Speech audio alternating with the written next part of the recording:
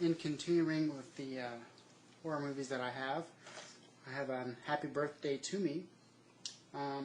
This is quite a really good horror movie from the 80s. It has a surprise ending that's really comes from out of nowhere, and I'm highly recommended. Then we have one of the newer horror movies. It's called Hatchet. And this is the one that takes place down in New Orleans and out in the bayou. And for what it's worth, the type of movie that's made kind of like a non-theatrical run, direct-to-DVD movie, it's actually pretty good, and I recommend it for sure. Then a free movie I got on accident somehow Amazon sent it to me. It's The Headless Horseman. It's decent. It's all right. There's some memorable things. It's been a while since I've seen it, and I definitely do remember lots of it. So again, if you can find it real cheap, I'd pick it up. Then we have Tom Hanks' first movie, I think.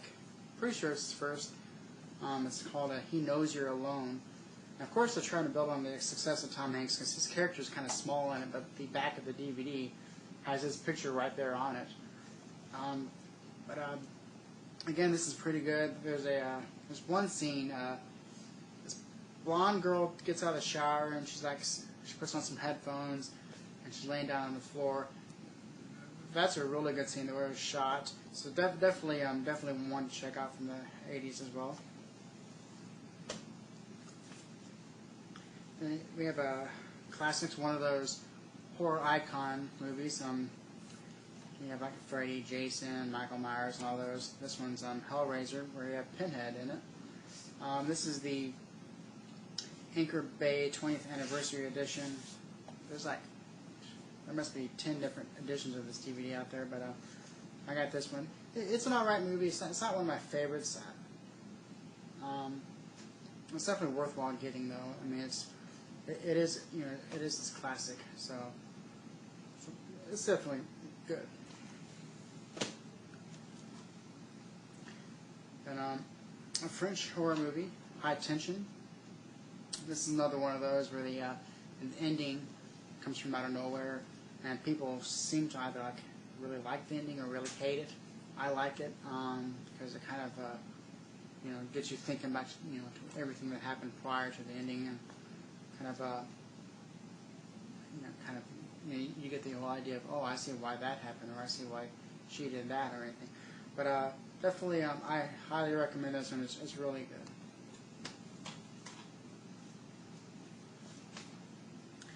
Then we have the original Hills Have Eyes. And this is the doesn't say what the edition is, but it's a special edition. It has 2 discs to it, and a nice little inner booklet with like a poster art and some information on the movie. It's a really good movie, and definitely one to check out. And another 2000s remake of classic horror movie. We have the remake of that one, The Hills Have Eyes. And I actually like this one a little bit better than the old one. I think it's a bit more well made. The director is the same director as the High Tension, and he shows some good talent, and I really like this one. I don't know about this one's sequel, but this was good. We got a documentary called His Name Was Jason. This is pretty good. It doesn't really give you too much about the making of the original movies, but it's just kind of a remembrance documentary. And there's some pretty good special features. It's a 2-disc set, so if anything, get it for the special features. There's just some the big one. I don't see it on here, but I think there's a tour of Tom Savini's home. I don't know. I kind of want to watch that, but this is it's definitely pretty good. I suggest picking up if you like the Jason movies. And we got a pretty bad film here, House of the Dead. It was like 50 cents or something like that. I don't recommend getting this unless you just want something to sit on the shelf.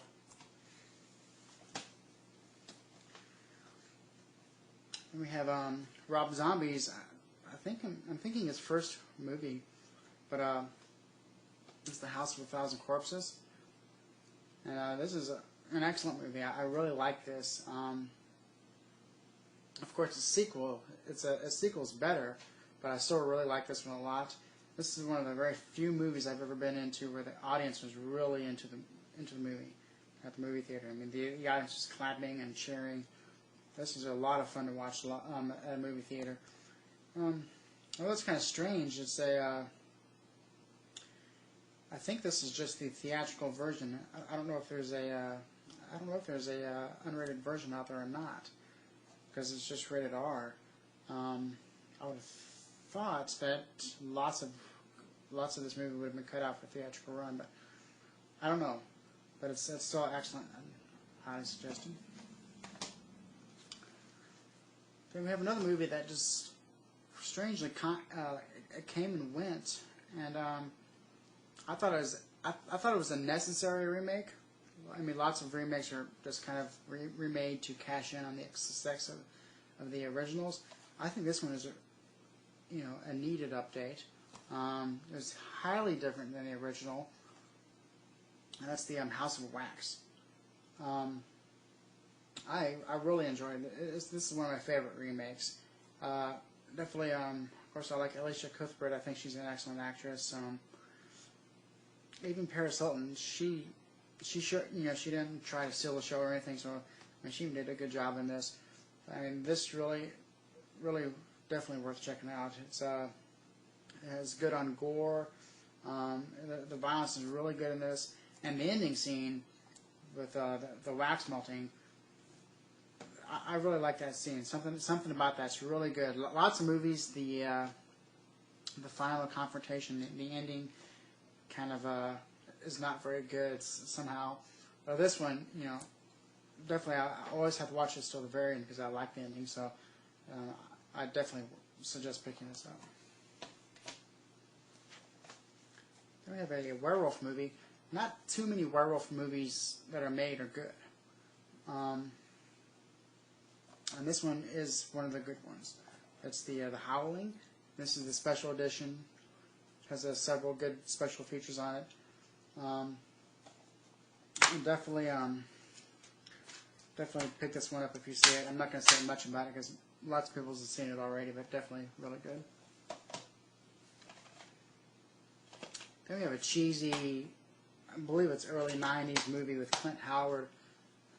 This one's almost more funny than it is kind of scary, but it's The Ice Cream Man. And this is just one of those movies that's just weird. And one of the greatest things about it is that 90s feel. The kids and the clothes they wear, and the haircuts. It really says this is a movie made in the early 90s. I'm definitely one to check out, if anything, for just the nonsense that happens.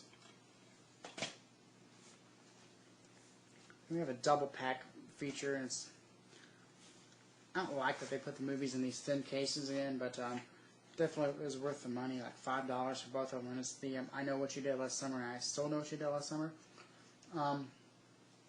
I really enjoyed the first one. I know lots of people hated it. I don't know. I liked it a lot. And the second one, it was a worthy sequel. I mean, it wasn't bad, but it definitely wasn't great. But it was still good. So both of them are good. And then it's the second sequel, I'll Always Know What You Did Last Summer. This is actually pretty good too. I really had low hopes for it. But for what it did, I thought it was really good. The ending was kind of strange too, but the ending was, of course, takes everybody by surprise, who sees it. So definitely a pretty good movie.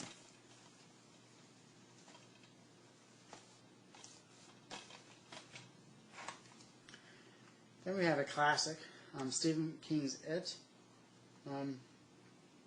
Basically, if you haven't seen this one, go watch it.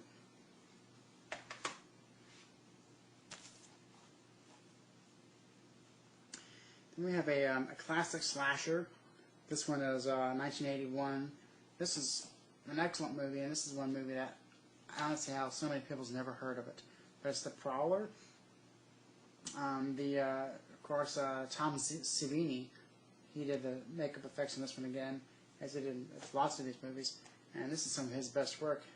It's definitely a must-see. So don't waste any time and get this one.